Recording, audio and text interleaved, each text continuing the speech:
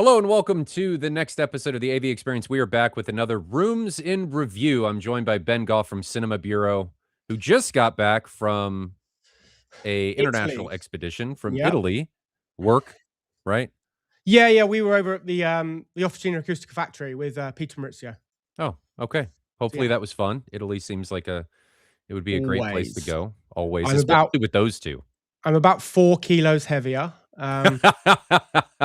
Honestly, there is nowhere in the world that more fine food is consumed than a week with Maurizio. hmm He knows every good restaurant and bar and cafe within 100 miles of his home, every one, and the hospitality is always incredible. So Yeah, if anybody ever gets the chance to work with Officina Acustica, make sure you get a factory visit tagged in somewhere to hang yeah. out with Maurizio and eat some food. There you go. Could be dangerous. Oh, you will get bigger. Yeah, you will get bigger. For sure. Well, the room today is going to be done by BigStreetCinema.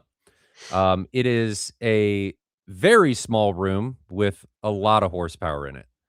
And I think it's a well put together room, not without its issues, but it's a well put together room that we're going to go through.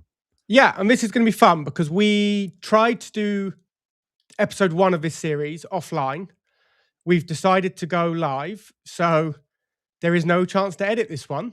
We're No. live, so we've got to be super polite. But I think Well, it's gonna be really, I it's a didn't edit the great one. last one, but it is We didn't, but we could have done if we we needed could to. have. We could have, I guess. This time there's no chance. There's no chance. We've got to be fair. No. So we're going to jump right into this. We're going to start with the story of the space, talk about the equipment, and get into it. Here we go. I'm pleased that Big Street Cinema is watching live, so we'll get some real live feedback. And if we have questions, he can probably answer them in real time. Yes, So that's a big reason why I like this the is gonna be live. Is amazing. you can get that stuff in the live commentary where people can ask Yeah. questions. The owner can ask questions himself or answer questions that we may have. I think it's just better. But Yeah, anyway, this is gonna be awesome. so story of the space. So the room, I'm just going to read it. The room started as a workshop for my company for car decals and other big print advertising, built an apartment on the second floor. And 1 month before COVID, I sold the company. Time to build my dream home cinema. Did get a good friend, Johan, who knows knows the stupid expensive kind of guy. So he helped me a lot with calibration, tips, and empty my bank account. After 2 years later, the build is complete and some sixes finished. So everything took so much more time. Good things in due time. Good things do take time. The media room door of the rear is not finished yet. Amps, all the physical media and computer desk. Not sure what that means, but he says 5 by 6 meters.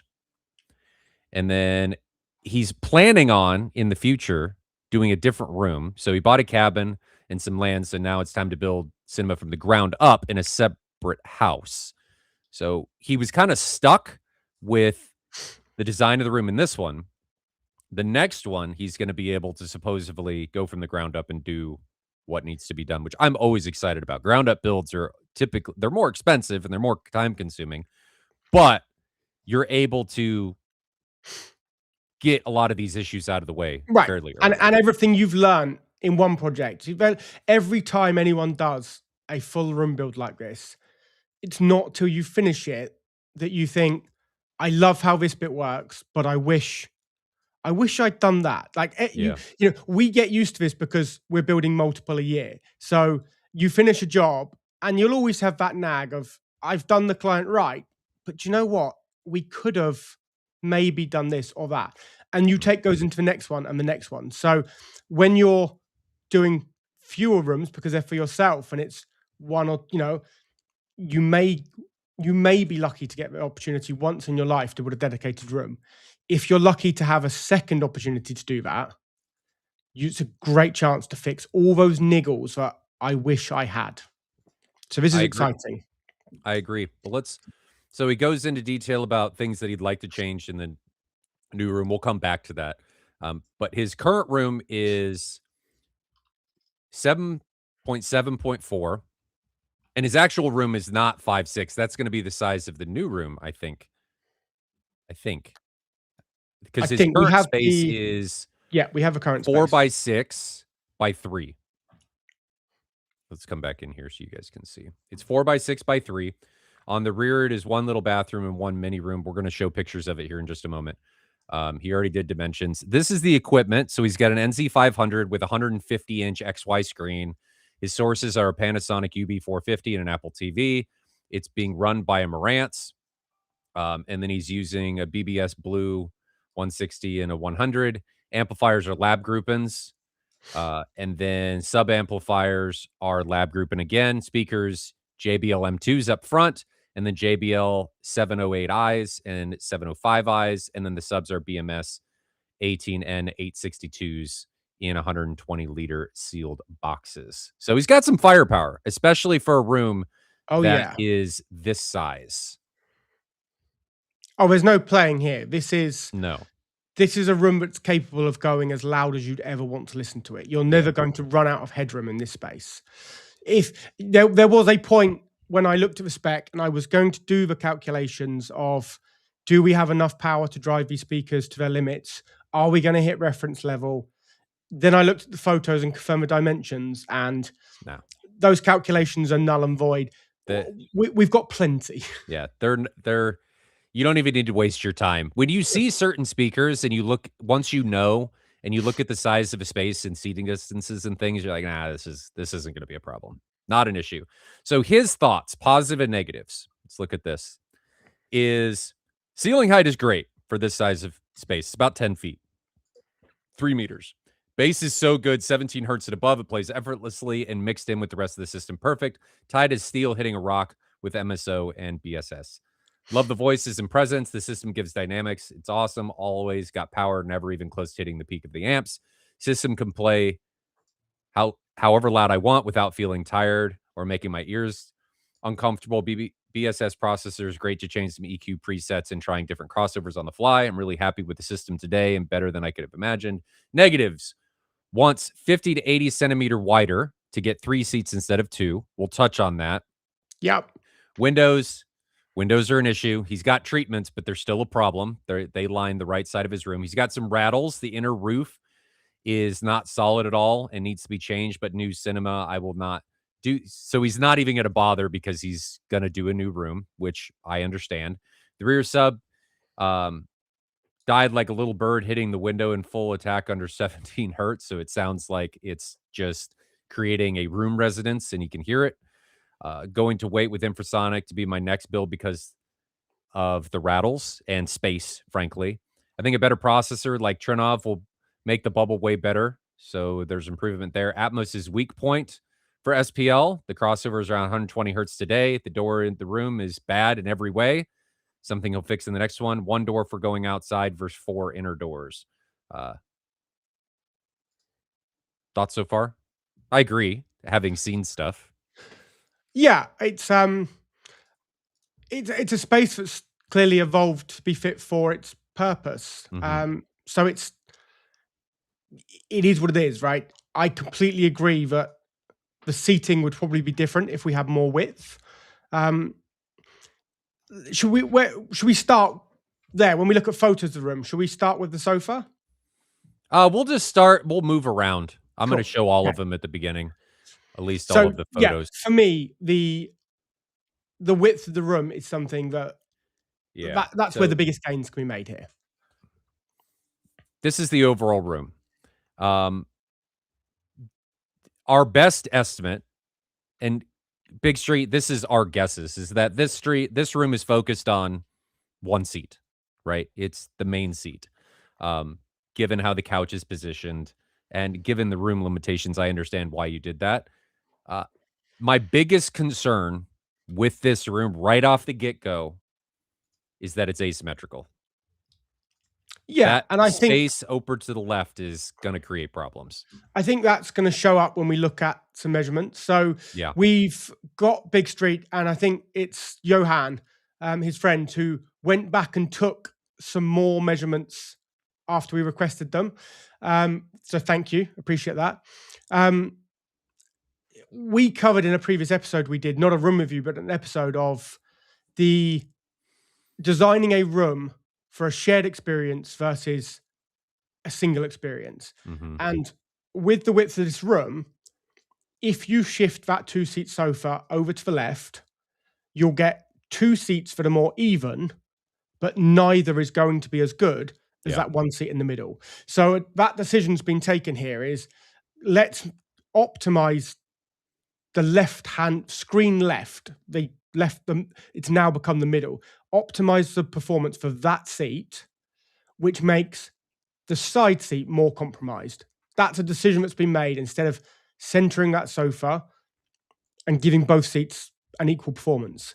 So that's not a decision that we can make any criticism of at all, because it is what works for every client, right? So if this room is used more by one person than 2 or more, if other temporary seating comes in, completely makes sense to optimize it for that 1 seat. And Big Street said in the comments there, it's the focus is 1 seat. Yeah. Just looking at those seats, the age and the wear on the one that's in the center versus the other, I'm guessing there's a 10-to-1 ratio of how often someone sits in the middle against the other seat. One of those seats still looks quite new. Yeah. One's definitely been used. And there is in mine as well. I mean, Right, I use 100%. mine more.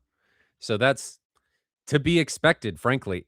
Right. Interesting thing, it looks like there was supposed to be another sub in the middle. Not that we'd need it, but maybe there was, No. or maybe that's just the way the baffle's been done. There was I'm looking at this L bracket up top, and it looks like it was there to hold something in, is my guess. But maybe not. Maybe not. So what are your first impressions? Like, we've taken a look at some of the measurements, but first impressions, you see this, you walk into that. Yep. What are your thoughts? My first instinct, as soon as I saw photos, was that that's a lot of speaker, like LCR. Let's start on the LCR. That's a lot of speaker for this room. There's no getting around, right? JBLs, that's a big high output speaker.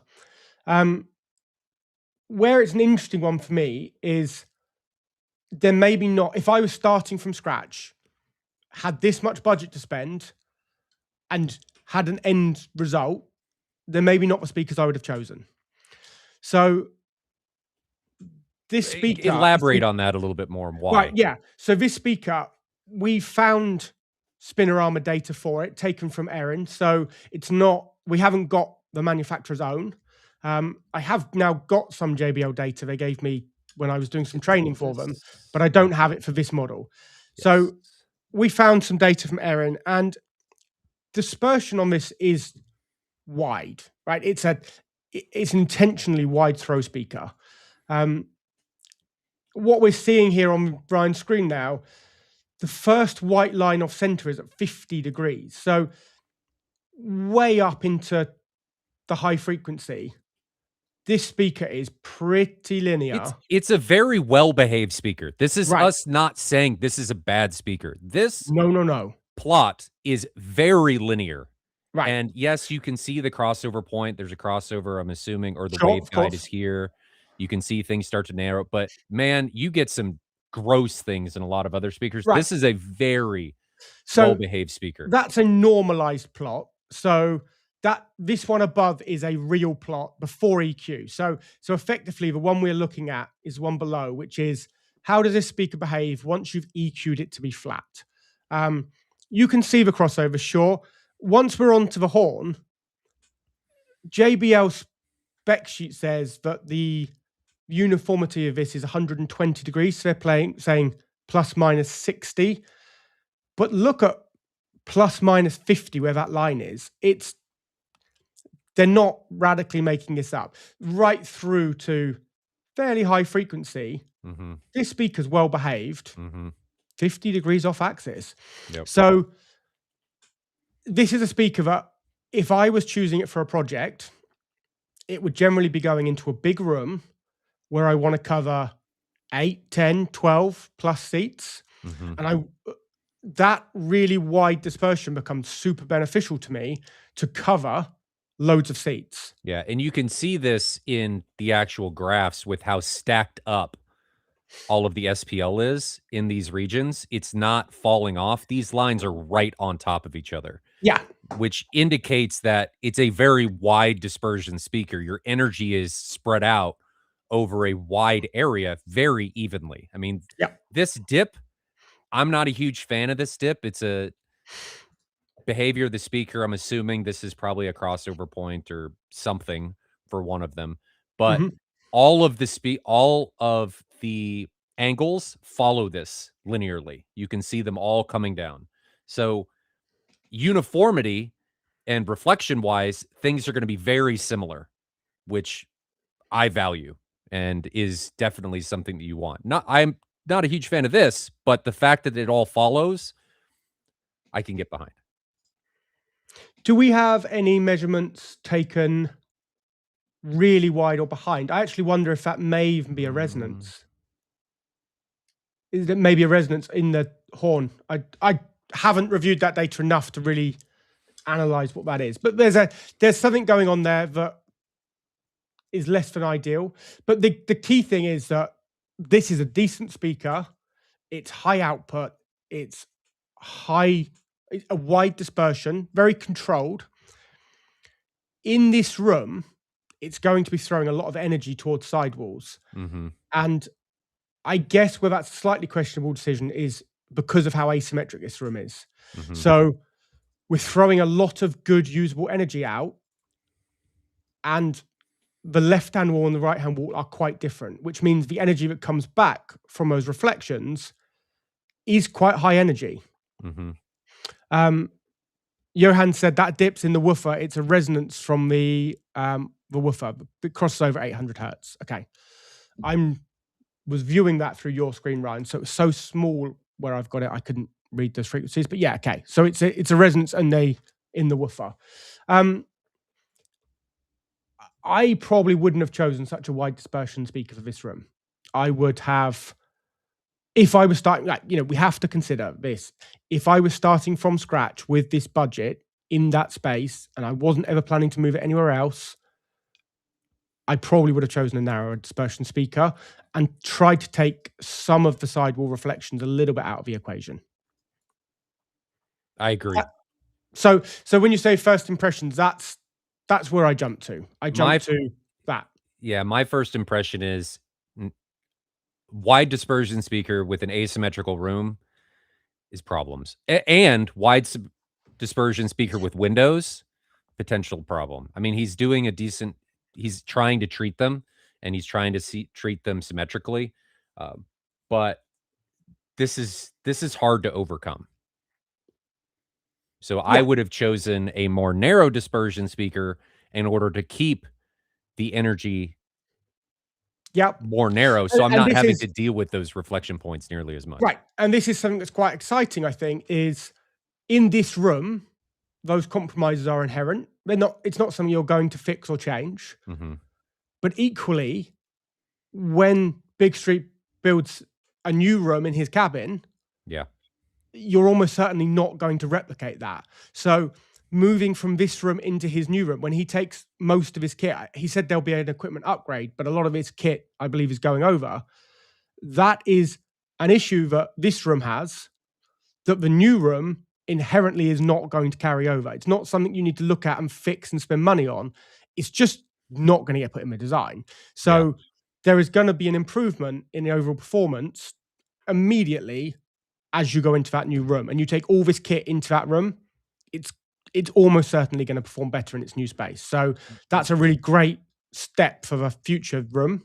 What do you think about the treatments? Um, Let me see, because I actually haven't looked at what they are doing. I need to share this on my. Oh, you've got my screen share already, right? Can you share my REW file?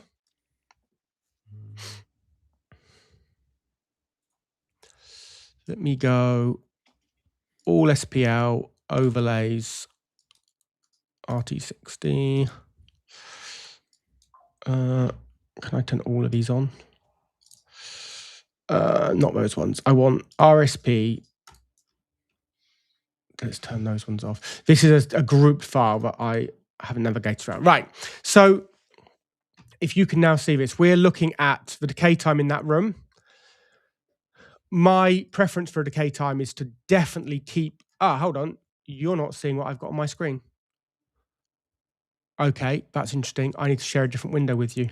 Hmm. REW opens and overlays window for the screen I was looking at, and that's not the one I shared with you. Right, you should. There we go. Now you have the one I wanted. I was gonna say that doesn't look like what you were talking about. But No, it's because I shared a window and REW opens a new window for overlays. yeah. So we are looking here at the decay time measured at the RSP from each of the different speakers. So from left, right. My preference is definitely to stay above 200 milliseconds here. So if we put a line in at 200 milliseconds, basically doesn't drop below it. Our average is at 2.4. For this size room, it's right where I'd want to be. Yeah. So, and importantly, at that RSP, so where he sits, the decay from each of the speakers is basically the same. So from here, Before we go on real quick, Ben, what he's talking about with decay is how long energy sound lingers in the space. right. Right? Think of the easiest way to think of it is like an echo. How long Yeah. is it lingering in that space? So this isn't a real RT60. RT60 is what we're using as a graph, but in these size rooms, it's not a true reverberant field. What we're really measuring is specific reflections. So as this sound gets quieter over time, it's because there's less reflections coming back. So we are measuring the reduction in level of reflections over time here. And how long does it take for those reflections to drop down in level?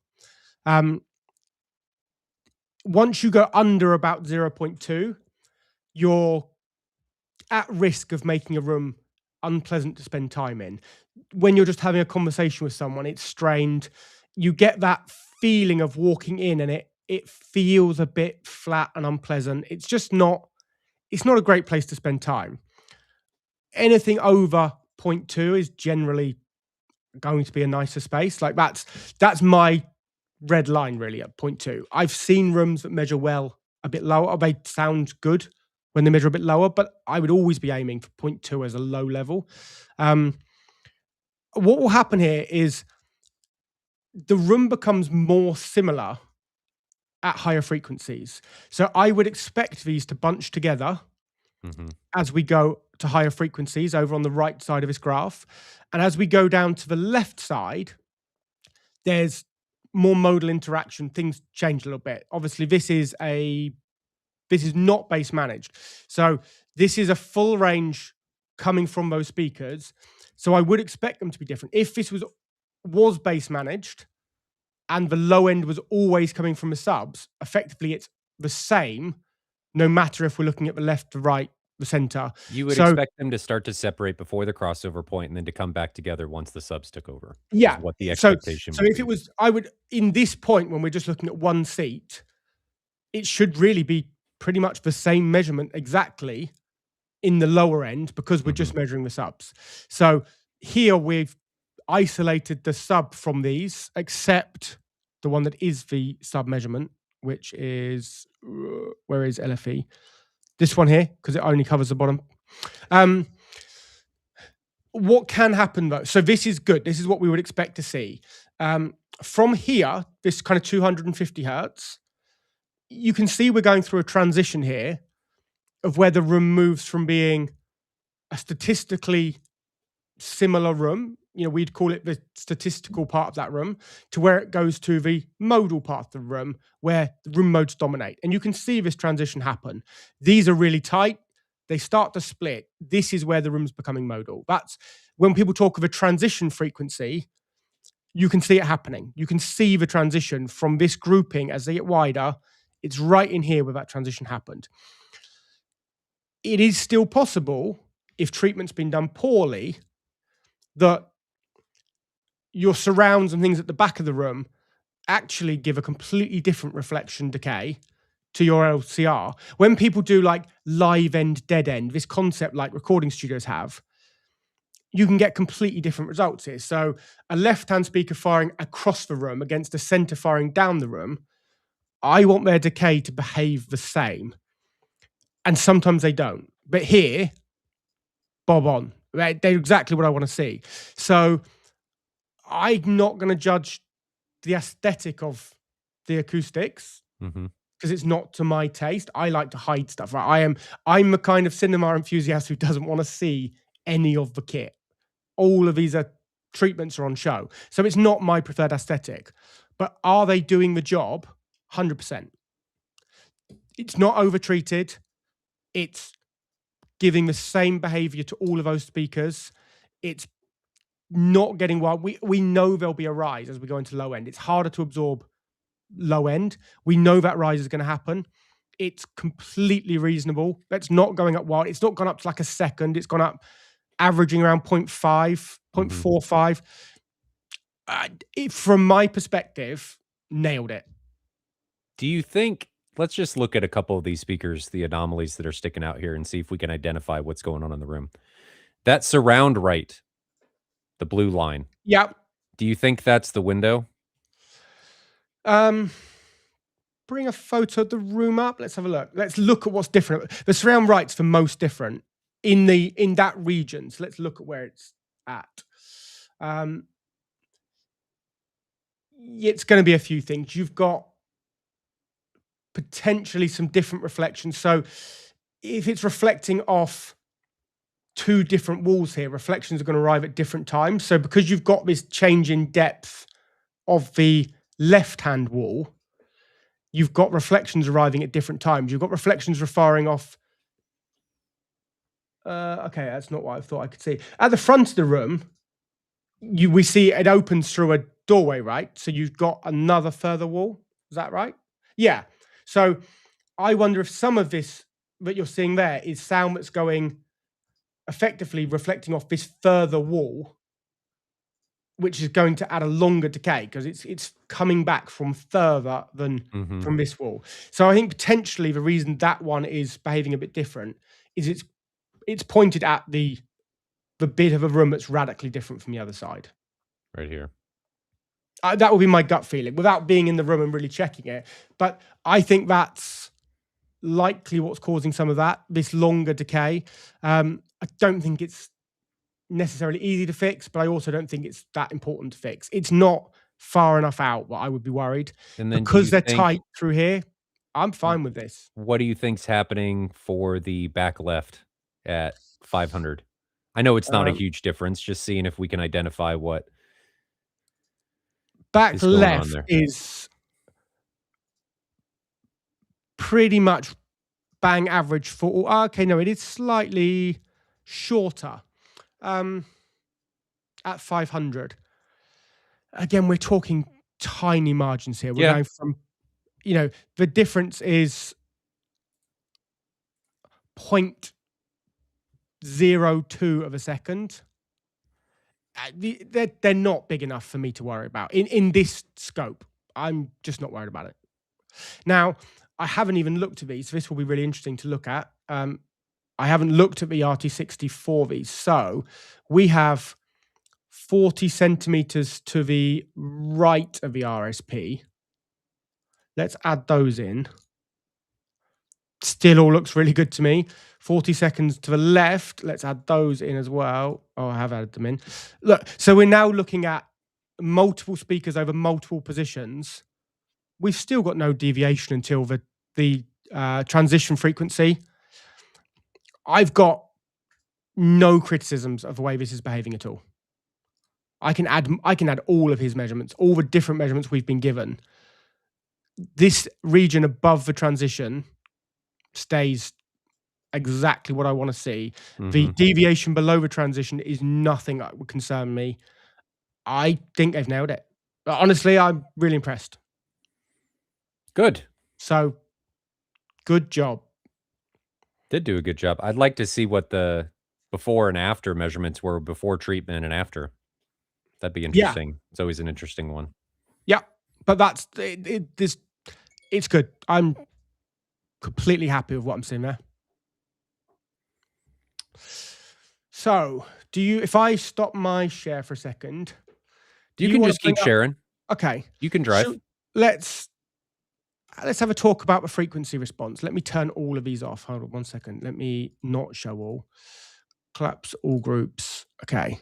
So the RSP with a crossover, sorry, with bass management and the house EQ. Let's turn off all the surrounds for a second. So we're just looking at Jeffrey, we're going to LCR. get back to that. We've got some other stuff that we're gonna talk about wavelets and stuff a little bit later. Yeah, we're getting there. We'll come back to that. I'm going to let you give some analysis, Ryan. What do you think of the LCR? Bass managed. That's a lot of bass. That's a lot of bass. That's a lot of bass. Yeah. You know, we're averaging, and to each their own, right? If we say average energy here is 75, we've got a 15 dB boost as the subs, the bass managed sections, where the subs take over. This isn't the LFE channel. So this isn't the, well, LFE channel is supposed to be 10 dB higher, right? This is the bass managed. There is a 15 dB addition to the low end. Now, I forget the exact wording of what Big Street said, but he loves the bass in this room. And if that's what you like, fine. Right. I'm not here to criticize that's wrong or right, or if that's what you like. Great. Yep. So, but while we're talking about bass, let's look at the actual bass response on its own. Let's look at the subs. That's the LFE.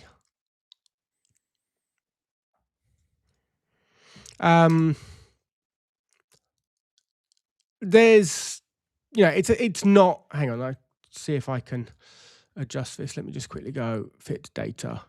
I'm not happy with the crossover region. What are we talking? We're going from 90 down to 80. There's a 10 dB swing.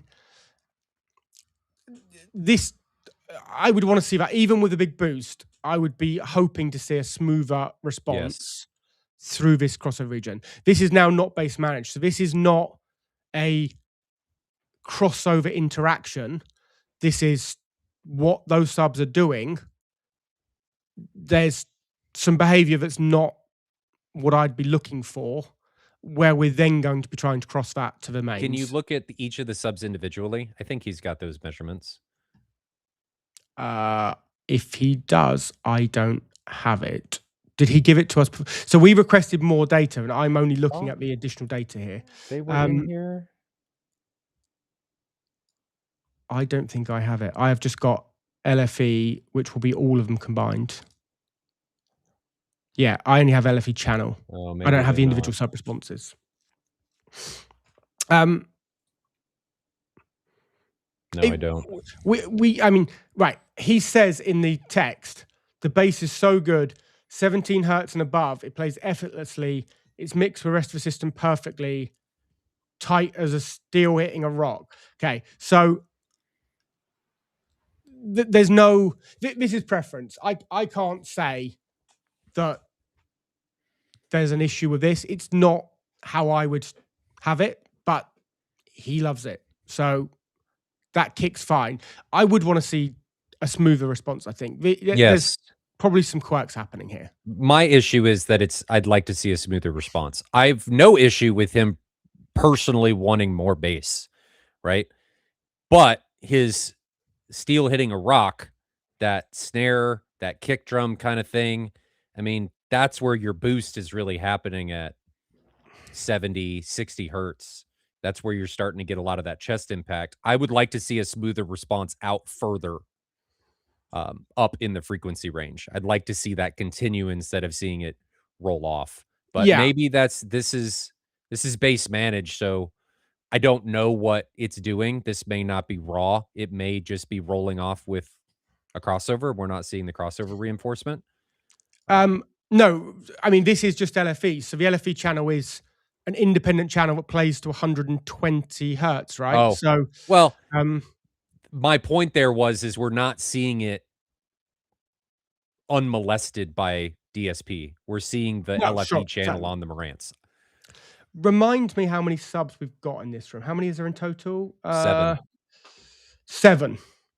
Okay, so those subs have been aligned using MSO, and I've maybe been publicly critical of MSO in the past. So Well, let's elaborate. What does MSO do? Let's start there.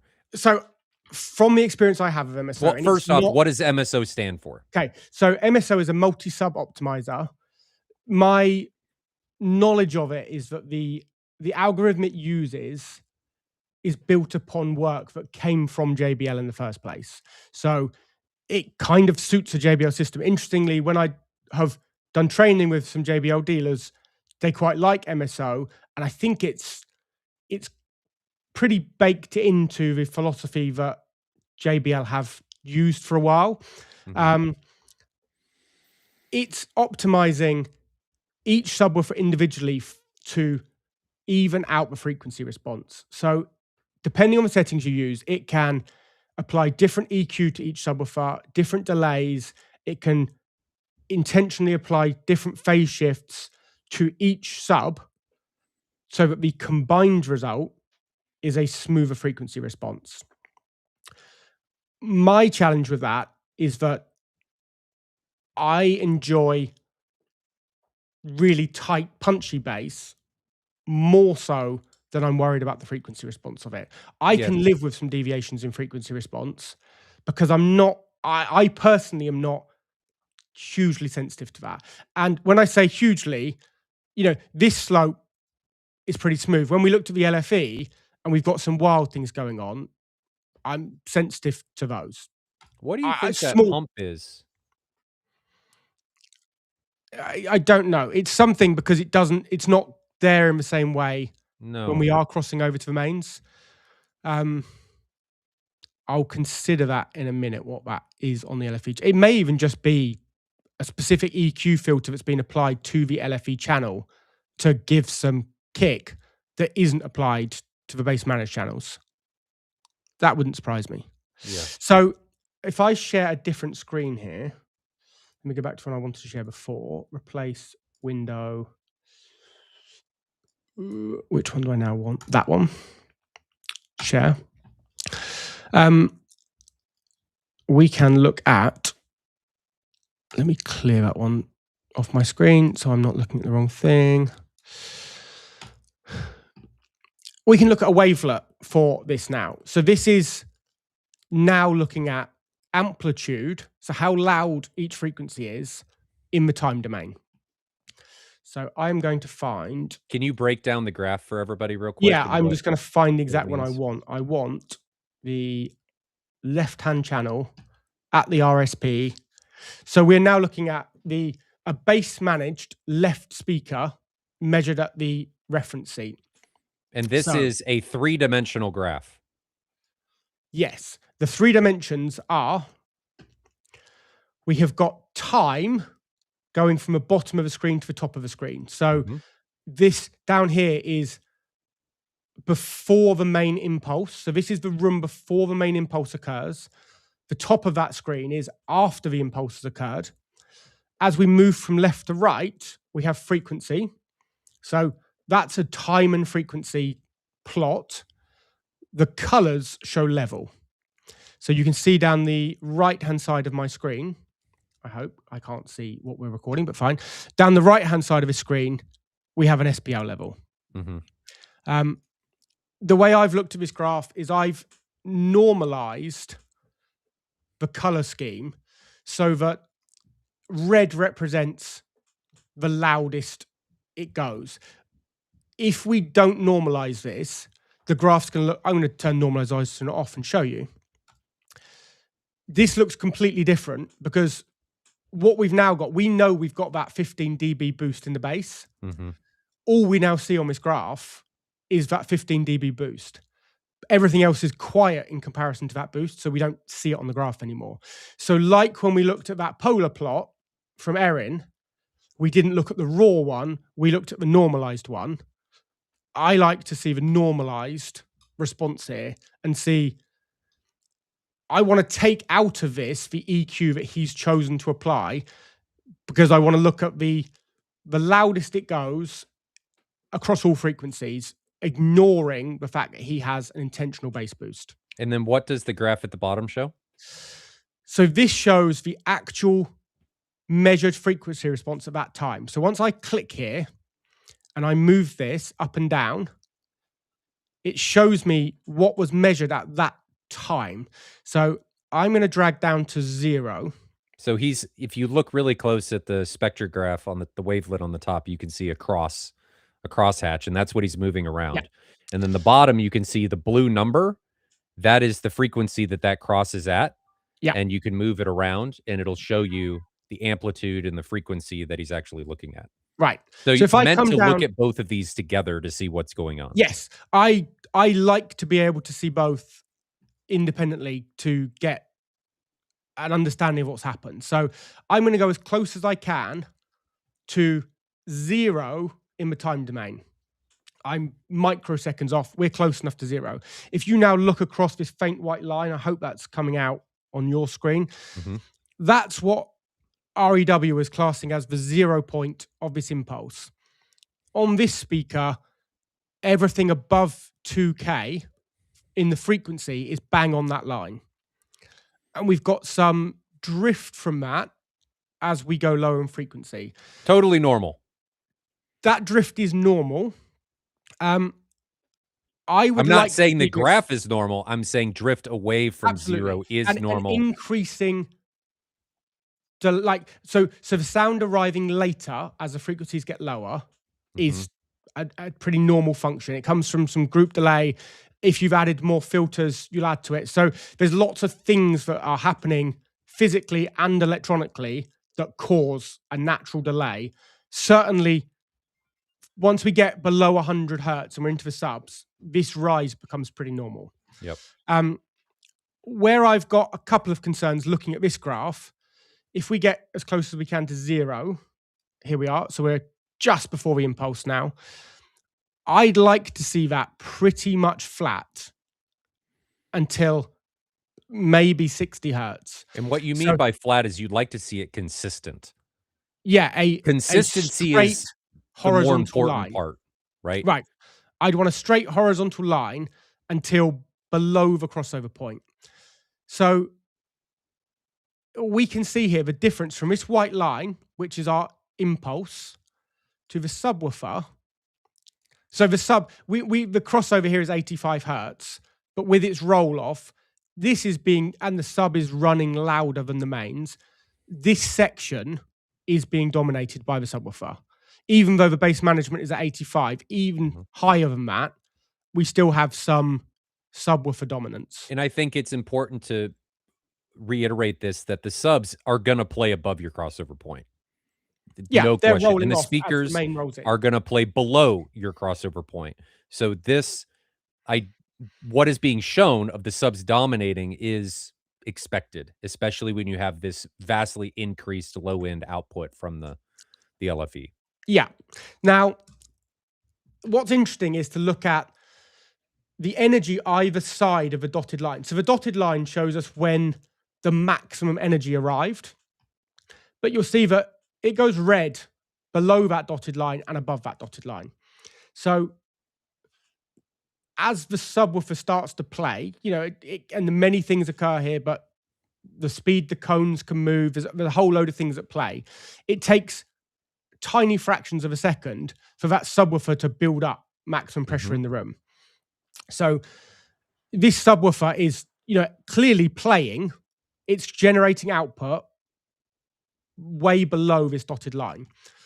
But my preference in the feel of a room is to try and keep this dotted line pretty much level so that the peak energy arrives from the sub and the main at the same time. So that chest kick you get, to me, is maximized when the biggest amount of energy from a sub and the biggest amount of energy from a speaker aren't fighting each other. And here, there's potentially a delay. Like through that crossover, there could easily be a delay, but one is slightly behind the other. And instead of that energy hitting really fast all at the same time, it's spread out over a little bit of time, and it will just cost a little bit of that feel and impact. So potentially, and we need to experiment with it, but potentially all of these subwoofers could play a bit earlier. Like you could delay the main channel. If you added a few, we're talking tiny fractions of seconds here, but if we were to delay, what are we looking at? Left? Is it? Yeah. Yeah. We're on the left. If we delayed that left channel and not the subs, they might become more aligned. Now, when you start moving one and not the other, what you're going to do is change that crossover and the phase of each of them. So there's if you're going to move it, if they are aligned with phase, you'll move it in full cycles of that frequency to try and align that. Hang on. Ben got a mail with raw sub data. The LFE doesn't look so crazy when doing... I thought I was looking at the mail with that data. Hold on. I might not be looking at their latest data. I'll dig it out in a second. We'll finish what we're saying, and then I'll dig out if I'm not looking at the newest data they gave. So there's some possibilities here that there might be some time alignment could be improved. If we look at, which one was it? I think it is base managed center channel.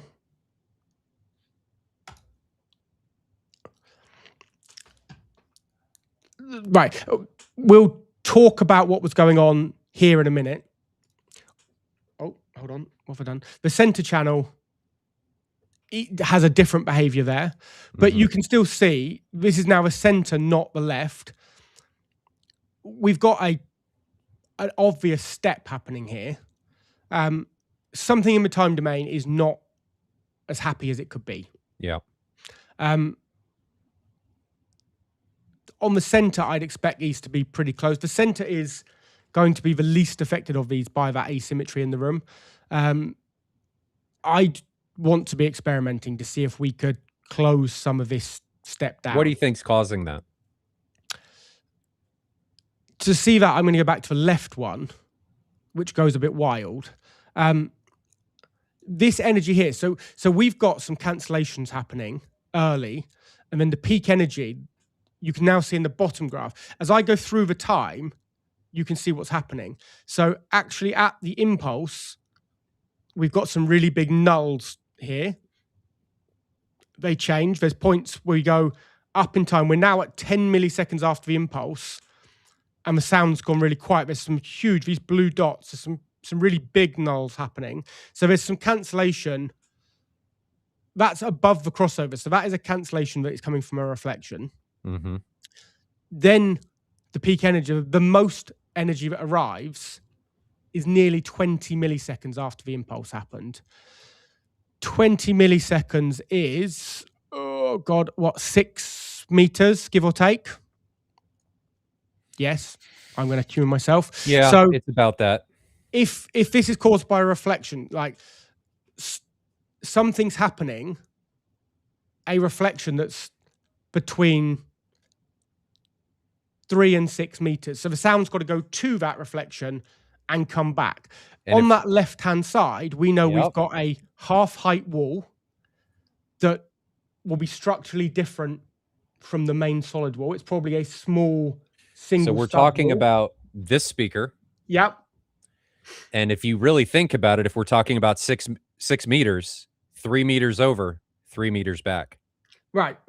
So it's the total difference in length of the sound traveling. So there's some, I think this thing that's going on here is a quirk of the interaction between the direct sound, the sound that's bouncing off this half wall, the sound that's bouncing off the full wall, potentially some diffraction of reflections around the corner. Basically, we have got multiple reflections coming back. And they're interacting with each other. Different time domain. So there is an effect here. There's some cancellation. There's almost comb filtering taking place. There's an interaction between the direct sound and the reflected sound that means that at certain points in that time domain, we've lost a lot of energy. Yeah. it would be easy to blame that on a quirk with the speaker, but we don't see it in the in quite others. the same way on all of them. Can you show that now? Yeah, so we're now looking at the right speaker. There are quirks in that same region, but quite different. It's not the same. And then when we look at the center, it's different again. So I don't think that is purely attributed to a resonance or a quirk on the speaker because it's so different on each of those. I think that is a room interaction. And I think the biggest driver of that is probably the asymmetry of the room. Why the left, right, and center look so different. Agreed. Obviously, the LFE doesn't go that high, but we don't. This LFE measurement has actually been taken to 300 hertz, and we do see a different behavior. Now, this has been dealt with by MSO. So if it is a resonance in that main speaker, I'm surprised it shows up so differently across the LCR. I mean, it could be how the resonance is reacting with the room, and it's behaving differently per position. So it could be. All we can say is something is going on at that location. Don't know what. We would have to experiment in order to figure out what's going on. Right. So now we just look at the LFE, LFE channel. I am quite used to seeing an LFE that only ever rises, doesn't rise and come back. And like, I think there are some quirks here of what MSO is doing. The fact that, and I know this measurement has been taken higher. They've measured high enough to go well above where the LFE channel really is rolling out, but it's still rolling out where your crosshair is at 127. I mean, it's still actively playing, even if your crossover was at 80. You're still creating energy at that point, right? And it's often this can be pretty straight, and then it starts to drift up. There's some like this little bump here. They're tiny, but I think. Well, if you look back at that frequency response graph, that is the bump in the frequency response right there. Yeah. So I would need to play with MSO more because I've not played with it enough. I've played with it for short periods of time, not got the results I want from it. And can you not look at the response? Yes. Or do you want to see all of them or a specific one? Which one do you want to see? Just in this one. On that center channel. Well, I want to see the subs. Oh, the LFE. Sorry. Let me fit that to data.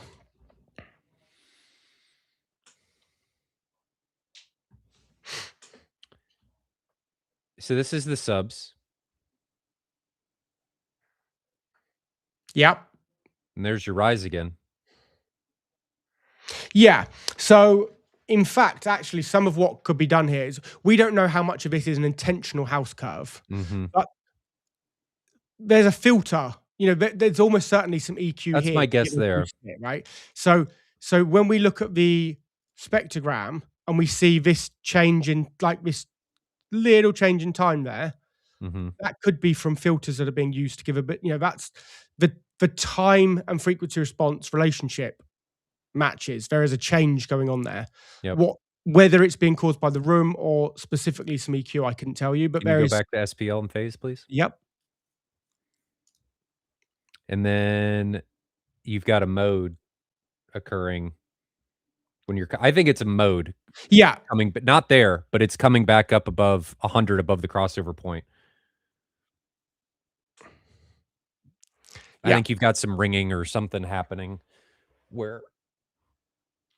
Yeah, which obviously is one of those things that using 7 subs and MSO, its goal is to reduce that as much as it can. It can't stop a resonance or an obvious ringing. It can try to mitigate specific modal issues. So Johan says this is a preferred house curve Big Street doesn't want that. Absolutely. Let me Okay. see if I can understand why I'm maybe not looking at the data they thought I had. Because I thought that's what I downloaded and we were looking at. Johan, if you just explain to me if that's not what I'm supposed to be looking at. I have two REW files called BigStreetCinema MDAT and BigStreetCinema Group MDAT. This is the group one, but I thought I had the same data, just one was group, one wasn't. If I'm not looking at your right data, just let me know and I'll find why I'm not reviewing the right data. Let me look at, what does this speaker do?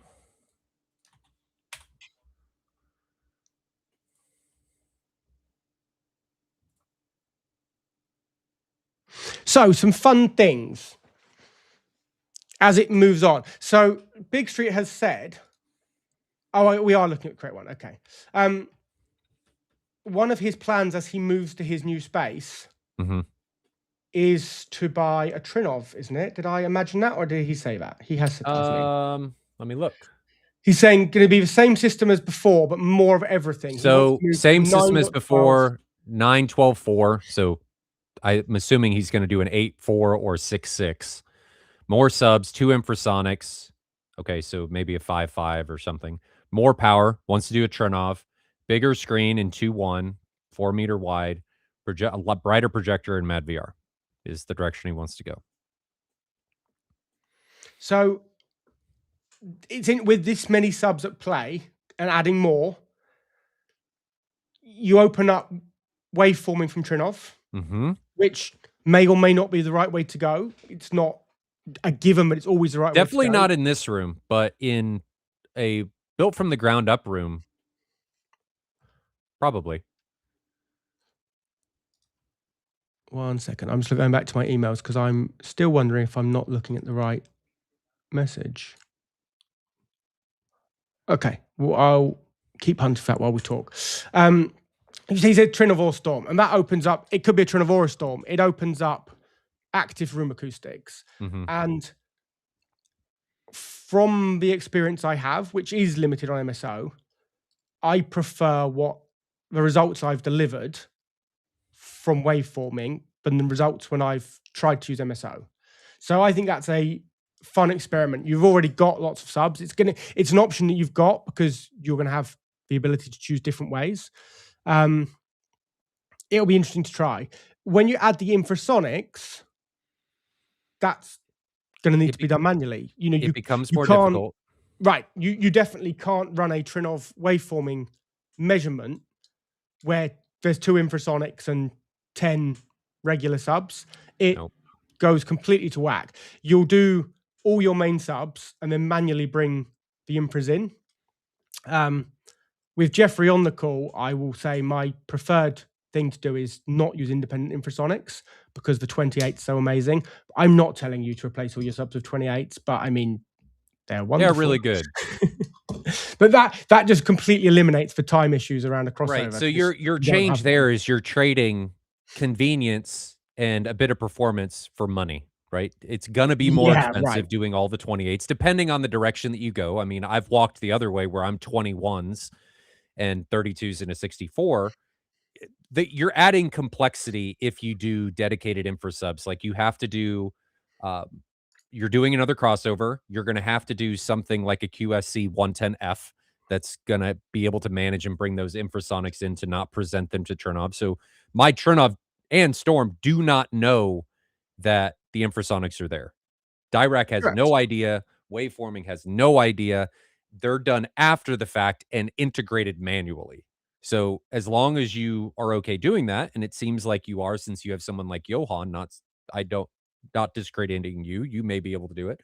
As long as you have a piece of equipment that's able to do something crossover and DSP for that, you'll have a great experience.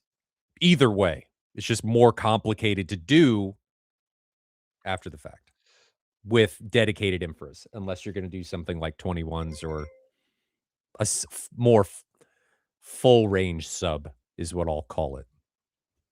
So I may have worked out why I'm looking at different data. In the actual submission, they gave us images, I think, out of REW, and potentially that's where the other data is, because I can't find it in REW, but maybe we have JPEGs. I got it. Hold on. But shall we? Right, so we've looked at lots of data. Is there anything else we want to say? We are running to nearly an hour. We're over an hour. Do we want to look back at the room photos? Is there anything we want to discuss on that, on the room itself? If you were to make changes in this room, given exactly how it is right now, not saying go redo another room, what would you change? That's a question. Easiest thing to change. Oh, I don't know where easiest is. My go-to is, I think he needs better, at least top speakers. I think they're getting outpaced by the M2s.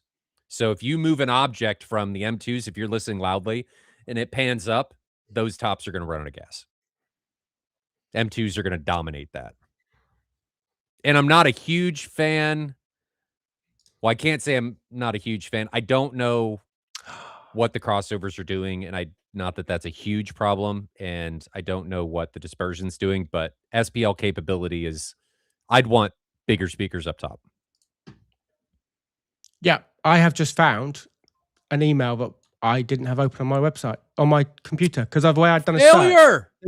They've sent me new data today, I think. Right. So we do have each sub individually.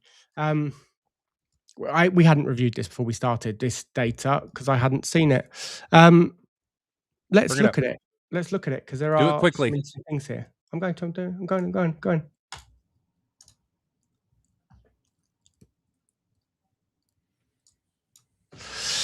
So, yeah, we can see there's some quirky behavior right around where the sub crossover is. This isn't a very high fidelity picture. No, that's for JPEG I received by email. Oh. What's the green? The dark green line? I think that's just individual subwoofers. That's the 7 different subwoofers measured. That's each one rather than the sum of them. Okay.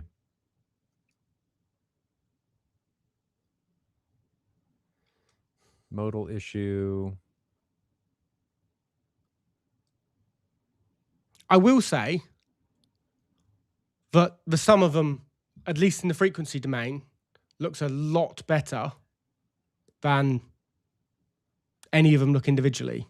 So we've got a, without turning each one off individually and looking at the summation, the total summation is preferable than each of them individually. So the frequency response, we've got to the house curve he wants. We've got the impact he's looking for there. I think the result that we've got is pretty good. Sub 2 is down on the right. I'm not sure what that means. Oh, yeah, sub 2 is down on the right. Right. We'll review that and we'll make some comments in the chat from that. I'm going to go back to your question of what we'll fix. Yeah. And I also agree with Jeffrey. The reason I didn't pick this answer was because I think it's more involved to build a wall. It's not as easy as a fix. If I was going to fix anything, I would build a wall. I would close that space. I would fill up top to bottom on that left front and add a door to make this an enclosed space that's more symmetrical. Yep. If you were going to do something easy that wasn't building a wall, what would you do? The challenge is, I know he's about to move into a new room. Forget that. Throw that out the window. Show me the back of the room.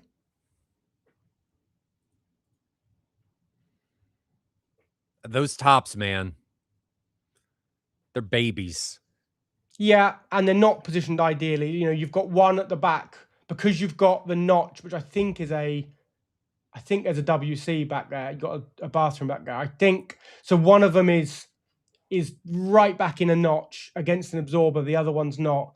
I don't think they need to be that far back. I think he's got the space to move them several feet forward. I think they want to come forward to get out of that notch. Mm-hmm. I think spacing them can be better. I think they could probably bigger, and I think the placement could be better. Upgrade them to be the same as what the surrounds are, because they look like they are quite, a smaller one than the surround. Bring them up, match for surrounds. I'd want to spend some time calibrating it myself. Yeah. And my calibration realistically needs a trim off, because it's what I know and it's what I'm good at. Give me a trim off in 2 days, and I reckon I'd be happy. Like, there's a few things to fix. If I wasn't fixing the room, which I wouldn't bother fixing in this room if I was going to be moving to a new one, but give me a trim off in 2 or 3 days, and I think I'd make that sound more like I'd like it to sound. Okay. That's, as Jeffrey said, there's some phase issues. There's going to be some summation issues. That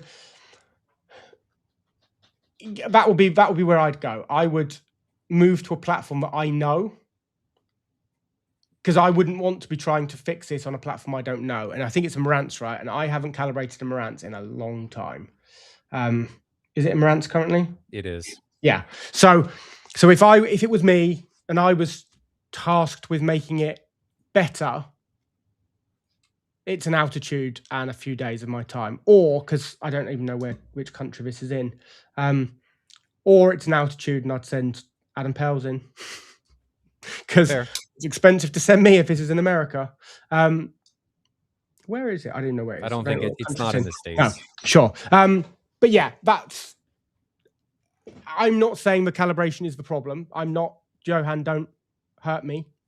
Because I've not tried to do it myself in that room. I think with tools I know, a complete set of tools I know, I think I could make it more like I'd want it. And frankly, there could be some limitations in the kit, right? You may be limited on what you can do based on what the equipment offers you to be able to do.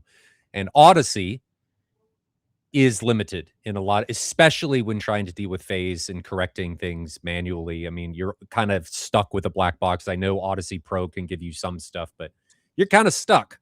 Right. So it is what it is. This is not Ben and I picking on anybody. It's I agree if you did something, but that is, if you put a Trinov into this room, that's a pretty substantial, expensive upgrade. I still stand by my speaker upgrade. I think that's a more. I think there's a shifting those speakers into a more optimal position is an easy win. Yeah. Realistically, building a left-hand wall and a door is a lower cost, easier win than a Trinov. The big leap that I think is maybe possible without doing anything else, really, like, take the easy wins. For a big leap, I would need to use a Trinov, because I don't know that I could get the results I'd want with a platform that I don't know and work with. Okay. All right. So that's as much as anything, I'm going to then say that's a failing of me, because I don't calibrate systems using other things. But we're a loyal Trinov house, and so let me rephrase this for Ben. He would like to change things that he doesn't know that the Marantz is capable of changing, regardless of the platform that he would want to do it on. He would like to change things. He'd like to have more granular control over things that he doesn't know is possible in this situation. A master calibrator who is amazing with the Marantz, and the independent, I don't know that you could fix it with the Marantz. Might get the results. I personally wouldn't trust myself to do it without tools I use more regularly. Sure. Okay. Well, we will wrap it up here. What's going to happen going forward is I'm going to delist these live videos. Then I'm going to publish them on VODs. I may cut some stuff. I may do some things, but we were pretty active through this whole thing, so I don't know that that's necessary. We're going to try and do these once a week, maybe once every week. Yeah, that's the ideal. So we'll do them as we can. The idea was Thursday, but I was on a plane yesterday, so we couldn't. We'll carry this one on as well with Big Street and Johan. Don't continue after the end of the video.